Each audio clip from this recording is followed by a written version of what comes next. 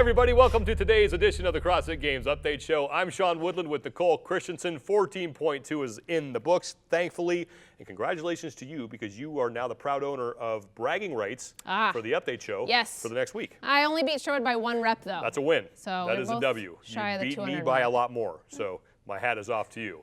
Well, women who beat everybody on the Update Show put up some pretty impressive scores in 14.2, and it was Camille LeBlanc-Bazinet who put up the best score. She went back and did this workout again, and it pays off. 404 reps. Bazinet literally broke the score sheet. It only went to 380 reps, and she turns in 404. She needs a whole new piece of paper. We can also look at that scoreboard and say that the top 20 women in the world all made it into the 20s, which is incredible. And for the second week in a row, Sean, the women's top score was more repetitions than the men's top score. So you're 2-0 right now. Yep, that's it. So we got to pick up our game here. Well, on the overall leaderboard, the women who you would expect to see on top are starting to separate themselves from the rest of the competition, and it's Camille LeBlanc-Bazinet, who currently sits in first place, but Cara Webb is right there. Michelle Letendre, the other Canada East athlete who's been at the games, she is just 7 points back at Cami. And then some names that we haven't seen. Kelly Jackson, she's an individual competitor. Chelsea Hughes is going to go team most likely.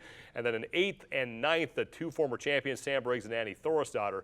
But back to number 4, Kelly Jackson so far, a new name, but very consistent through 2 weeks.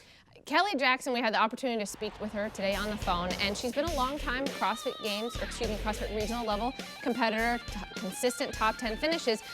But in the North Central this year, you know, you've got a little bit of a spot open up there with Deborah Corner-Carson. Maybe that's given her a little bit of an edge, a little bit of a push. But what she said to me on the phone, which I thought was so cool, she said she couldn't bear the heartbreak again this year of not making it to the games. So she quit her full-time job. She's been focusing on her training. And so far, 4th place in the world, not a bad place to start out the season. Yeah, 16th in 14.1, 2nd in 14.2. Some other big names are out there putting up some scores, not necessarily in the top 12, but doing very well as far as making it to the regionals.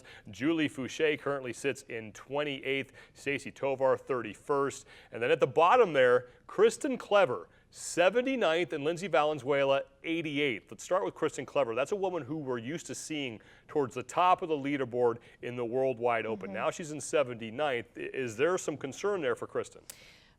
Maybe. So it could mean one of 2 things. So either Kristin took a step back from her training and said, okay, I know I can breathe hard. I know I can excel in the Open, but the Open's not where I want to do the best. So I'm going to take a step back, say I'm going to let go of a little bit of my fitness there and those kind of short, high intensity, moderately heavy loaded barbell type workouts that we traditionally see in the Open, and I'm going to focus on the bigger breadth of movements and workouts that we're going to see at a regional and games level. That's one option.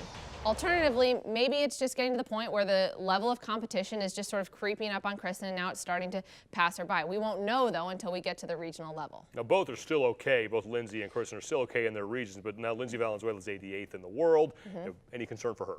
No, not at all. I mean, Lindsey last year took 18th in the Open in the Southern California region. She's currently sitting in 8th.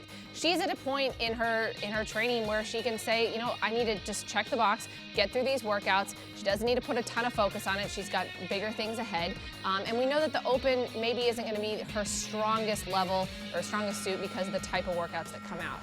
All right, well, the next workout comes out this Thursday. It's 14.3. It's live from New Orleans, and you can watch it all go down on games.crossfit.com this Thursday night, 5 p.m. Pacific time. Sandra Pacelli taking on Stacey Tovar. Be sure to stick around following the event for the live cool-down show. Rory McKernan, Dave Castro, and then both athletes fielding your questions from social media. And we want to know what you think. Who's going to win this matchup between Pacelli and Tovar? Hit us up on our CrossFit Games Facebook page. Let us know what you think, and we'll have those results for you later on in the week. Well, tomorrow, Pat Sherwood joins us. We're going to be breaking down that 14.3 matchup and throwing out some predictions. For Nicole Christensen, I'm Sean Woodland. We'll see you back here tomorrow.